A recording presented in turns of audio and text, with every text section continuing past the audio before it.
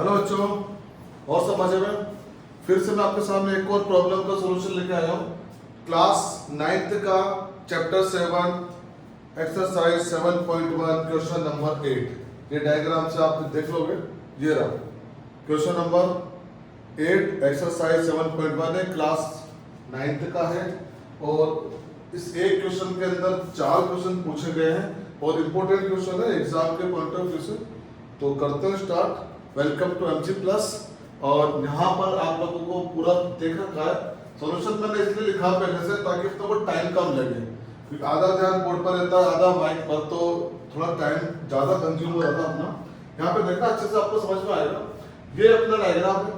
अपना जो क्वेश्चन है, क्वेश्चन अपना क्या है कि क्वेश्चन अपना इधर इन राइट एंगल एबीसी, ये ट्रायंगल है एबीसी, इसके अंदर राइट एंगल है बी पर अपना एंगल 90 डिग्री है। M is the mid point of hypotenuse AB। Mid point का मतलब क्या है? बिल्कुल बीच में AB। इसका मतलब AM और BM दोनों क्या हो गए? इक्वल। लेवल इक्वल का साइन लगा दें यहाँ पर, दोनों इक्वल है, ठीक है। C is joint to M, C को M से जॉइन किया और उससे D तक प्रोड्यूस किया, D को फिर से B पे मिलाया, ठीक। C is joined to M and produced to a point D such that DM equal to CM। यहाँ पर DM और CM भी इक्वल हो गया। अब हमें बताना है point D is joined to B हो गया। Show that, ये 4 क्वेश्चन यहाँ पे आप लोगों के सामने रखे हुए हैं। देख रहे ट्राइंगल AMC कॉन्ग्रुएंट है ट्राइंगल BMD के। दिख रहा है यहाँ पर, 1 बाय 1 लेके चलते हैं। पहला नंबर लेते हैं इसका। यहाँ पर देखें दो ट्राइंगल यहाँ दिख रहे हैं साफ साफ, AMC और BMT, ये दो ट्रायंगल हो गए, ये वाला और ये वाला, ठीक। अब इसमें देखते हैं कि क्या क्या चीजें अपने पास आ रही है यहाँ पर। तो ट्रायंगल AMC और BMT हमने यहाँ पे लिया। अब आप लोग देखना AM और BM दोनों क्या equal.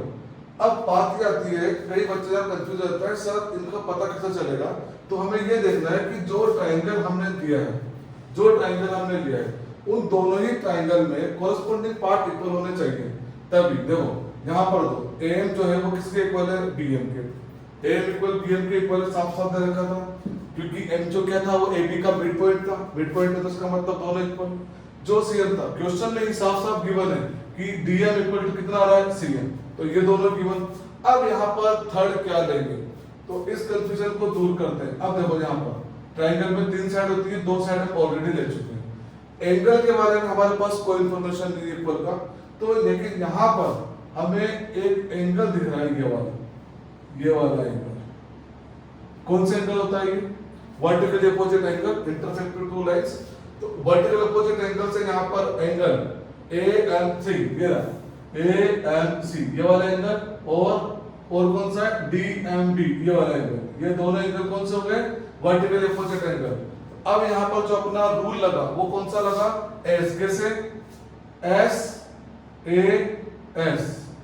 S side, A angle, S side, SAS दोनों तरफ बेटा। तो बाय SS रूल से ये दोनों जो ट्रायंगल थे AMC और ट्रायंगल BMT दोनों क्या हो गया? कॉन्ग्रुएंट। क्लियर? यहाँ पर फर्स्ट क्वेश्चन ये आपका यहाँ पर प्रूव हो चुका है, ठीक। यहाँ पर लेकिन मैंने एक चीज यहाँ पर उठाई इसमें कि एंगल DBM और दूसरा लिया CAM, ये वाला।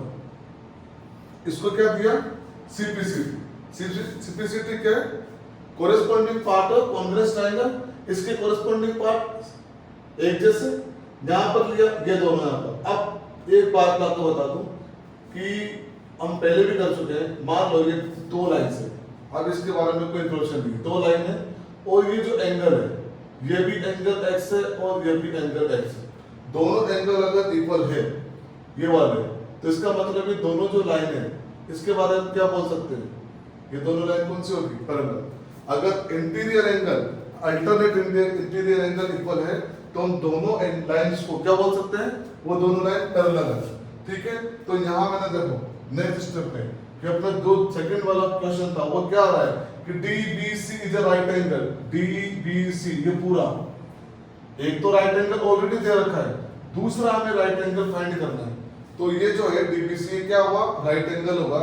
लेकिन अब यहाँ पर हम जो लगवा रहे हैं यहाँ पर हमने को इंटीरियर एंगल लगाया। अब को इंटीरियर एंगल कब लगता है?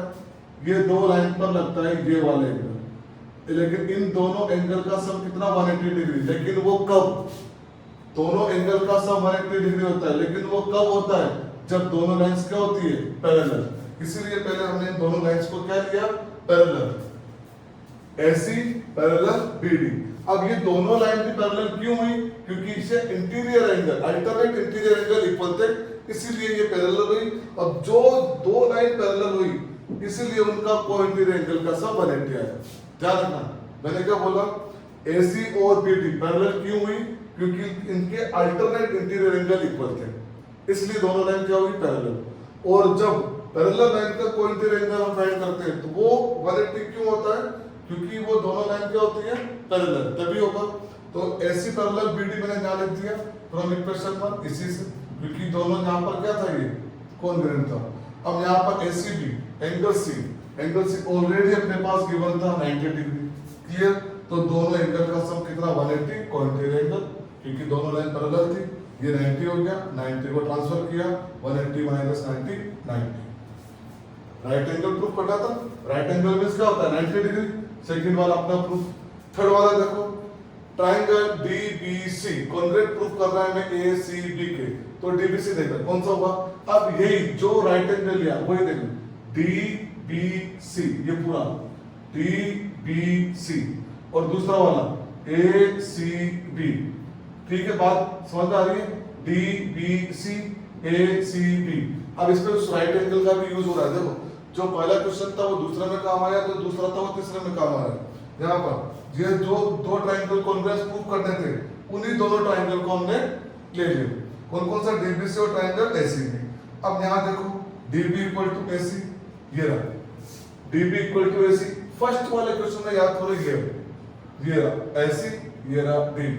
ये सिंप्लिसिटी से पहले इक्वल हो चुके हैं, इसलिए सीधा मैंने यहाँ लिख दिया सिंप्लिसिटी। फर्स्ट में जो किया था उसमें आ रहा है कोरस्पोंडिंग पार्ट, ये वाला कोरस्पोंडिंग पार्ट आ रहा है, वो इक्वल हो गया। BC इक्वल टू BC क्यों? क्योंकि DBC और ACB में ये चीज क्या आ रही है? दोनों में आ रही है। इसको क्या बोलेंगे? कॉमन। जो दोनों में यूज हो रहा है, चाहे वो एंगल हो चाहे वो साइड हो, क्या बोल सकते हैं? कॉमन। ठीक है। दूसरा, अभी जस्ट थर्ड वाले में, ये सेकंड वाले में किया था, ये वाला एंगल DBC इस वाले ट्रायंगल का, ACB इस ट्रायंगल का, दोनों में क्या रहता? 90 डिग्री। हम एक तो दे रखा था, एक हमने प्रूव कर दिया सेकंड वाले में, तो दोनों ट्रायंगल क्या आ गया? 90 डिग्री। अब एक कंफ्यूजन सुनो बच्चों, पर कंफ्यूजन क्या होता है कि जैसे ही राइट एंगल आता है किसी ट्रायंगल में, तो जल्दी से दिमाग में फटाफट से एक ही आता है RHS, जो कि हमेशा सही नहीं होता। RHS में क्या होता है? अपने पास हाइपोटेनस भी इक्वल होनी चाहिए, तो लेकिन अपने पास हाइपोटेनस इक्वल नहीं है, भी तो यहाँ पर हम क्या लगाएंगे? देखना ध्यान से। अपने पास क्या था? DB, एक एंगल देखो DB है, ठीक है,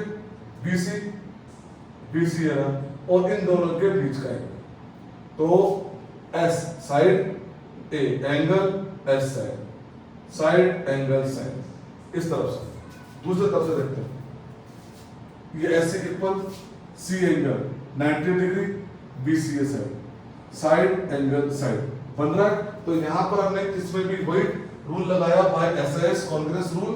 क्या? ट्रायंगल DBC कॉन्ग्रुएंस और ट्रायंगल ACB। ठीक है। अब जब यहाँ पर, अब ये देखना, इन दोनों ट्रायंगल में एक में DB आ रहा है, एक में AB है, एक में DC आ रहा है, एक में AB आ रहा है, तो वापस से क्या लग गया? सिंप्लिसिटी। फर्स्ट क्वेश्चन का कनेक्शन सेकंड से था, सेकंड का कनेक्शन थर्ड से है, थर्ड का कनेक्शन फोर्थ से। इसका मतलब क्या समझे? अगर फर्स्ट वाला अच्छे से कर लिया तो उसके थ्रू सेकंड वाला आ जाएगा, और इन दोनों से थर्ड वाला आ जाएगा, थर्ड से फोर्थ वाला आ जाएगा, बड़े आसानी से। अब देखो, जब दो ट्रायंगल कॉन्ग्रुएंट है तो उनके कॉरस्पोंडिंग पार्ट, फिर से सिंप्लिसिटी किया, दोनों को 2 से डिवाइड कर दिया, 2 से डिवाइड कर दिया, तो एक साइड का तो अपना आ गया 1/2 AB, दूसरी साइड CD है ना, ये CD। इस CD में क्या था? ये दोनों पार्ट CM और DM क्या थे? इक्वल। इसका मतलब जो CM होगा वो क्या होगा? CD का हाफ। तो यहाँ 1/2 CD की जगह क्या लिखा मैंने? CM, और ये हो गया आपका क्वेश्चन प्रूफ। ठीक है, आई बात समझ में? और वीडियो पसंद आए तो लाइक जरूर करना। Thank you.